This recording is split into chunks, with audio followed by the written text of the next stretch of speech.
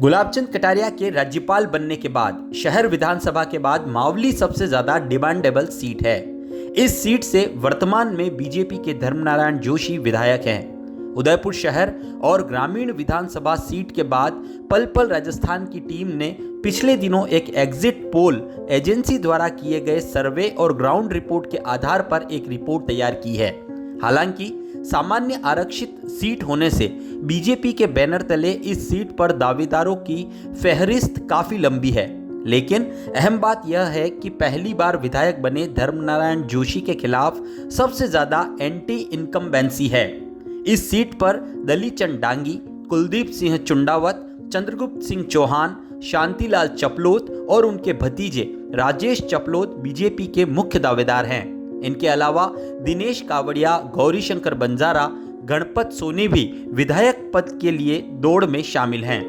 वहीं एक चर्चा इस सीट पर चित्तौड़गढ़ से सांसद सीपी जोशी के भी मैदान में उतरने की चल रही है। कहा जा रहा है कि राजस्थान विधानसभा में जाने के लिए जोशी इस सेफ सीट से एंट्री कर सकते हैं। हालांकि राजनीतिक जानकार इन संभावनाओं को कम मान रहे हैं। दरअसल धर्मनारायण जोशी 2018 के विधानसभा चुनावों में उदयपुर जिले में सबसे ज्यादा वोटों से जीतने वाले विधायकों में से एक थे, मगर उनके कार्यकाल के महज 3 सालों में हुए पंचायत समिति समेत अन्य चुनावों में बीजेपी को बुरी तरह हार का सामना करना पड़ा। इसके पीछे जोशी की कार्यकर्ताओं के बीच कमजोर पकड़ और पदाधिकारियों से सामंजस्य सही तरीके से नहीं रख पाना एक बड़ी वजह थी। यही नहीं, जोशी के खिलाफ एंटी इनकम्बेंसी का उदाहरण मावली, फतेहनगर, डबोक समेत कई इलाकों में आम लोगों और पार्टी कार्यकर्ताओं से पूछने पर लगाया जा सकता है। लोग मुंह पर जोशी से नाराजगी की बात कहने से भी गुरेज नहीं करते। शायद ऐसी स्थिति मेवाड़ की किसी भी सीट पर आम तौर पर देखने को नहीं मिलती। हालांकि ये बात अलग है कि कटारिया के बाद जोशी मेवाड़ में बड़े नेता के रूप में स्थापित होने के लिए कोई कोर कसर नहीं छोड़ रहे।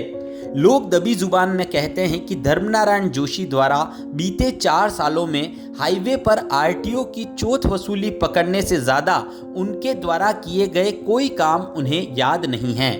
कहा जाता रहा है कि मूल रूप से जाडोल इलाके के रहने वाले जोशी भले ही 2 बार चुनाव लड़कर 1 बार जीतने में कामयाब रहे हों, मगर आज भी मावली के कार्यकर्ताओं में वे अपनी पकड़ मजबूत नहीं कर सके हैं। ऐसे में जोशी मावली के अलावा उदयपुर शहर और राजसमंद में भी अपनी चुनावी राह ढूंढ रहे हैं। हालांकि ब्राह्मण बाहुल्य इन दोनों जगहों पर भी जोशी के नाम पर कार्यकर्ताओं में स्वीकार्यता बेहद कम है।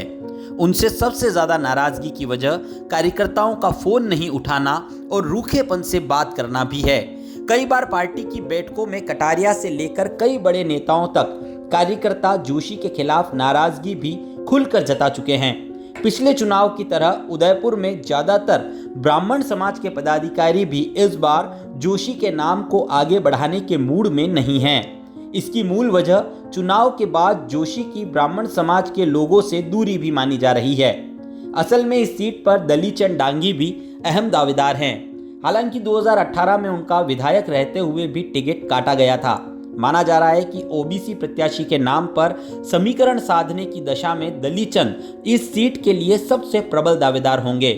दलीचंद पहले भी एक बार यहां से विधायक रह चुके हैं।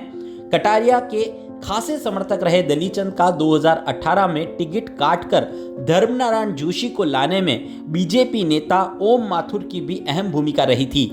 ऐसे में इस बार माथुर के जोशी के साथ उतना नहीं होने की दशा में दलीचंद की दावेदारी मजबूत हो सकती है। यही नहीं, डांगी समेत ओबीसी वोट बैंक पर दलीचंद की पकड़ है। पूर्व विधायक और वर्तमान प्रधान पुष्कर डांगी के मुकाबले कंपटीशन को मजबूत फाइट करने वाला माना गया है। टिकट कटने के बाद भी दलीचंद की क्षेत्र में पकड़ मजबूत और वर्तमान में किसान मोर्चा का जिलाध्यक्ष होना भी है। हालांकि उनकी कमजोरी यह है कि राजपूत समाज में स्वीकार्यता कम है।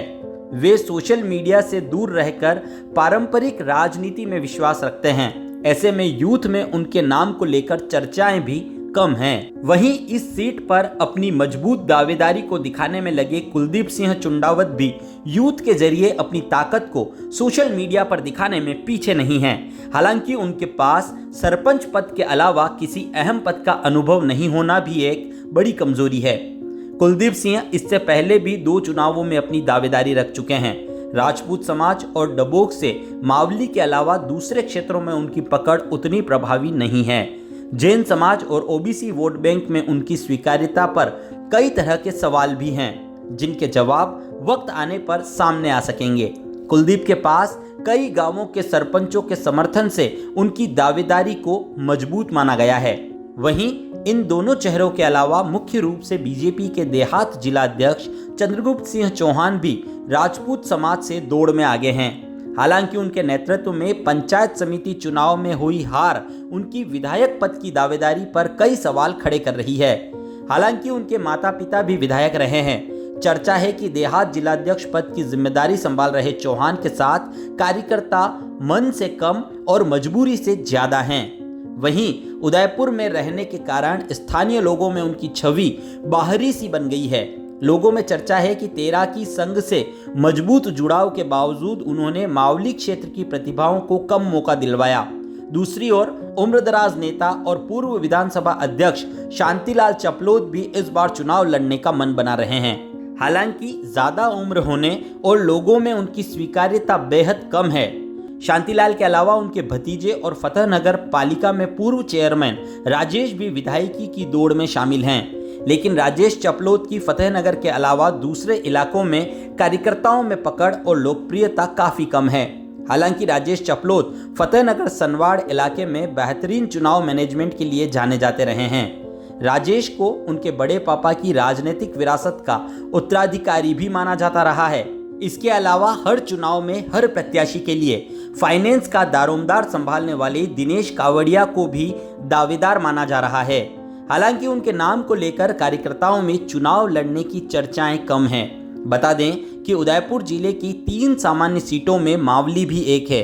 इस सीट पर डांगी पटेल समाज के करीब 45,000, भील गमेती समाज के 45,000, राजपूत समाज के 18,000, ब्राह्मण समाज के 16,000 और जाट समाज के 15,000 के साथ गुर्जर समाज के 13,000 वोट शामिल हैं। उदयपुर से पल पल राजस्थान के लिए स्पेशल डेस्क की रिपोर्ट।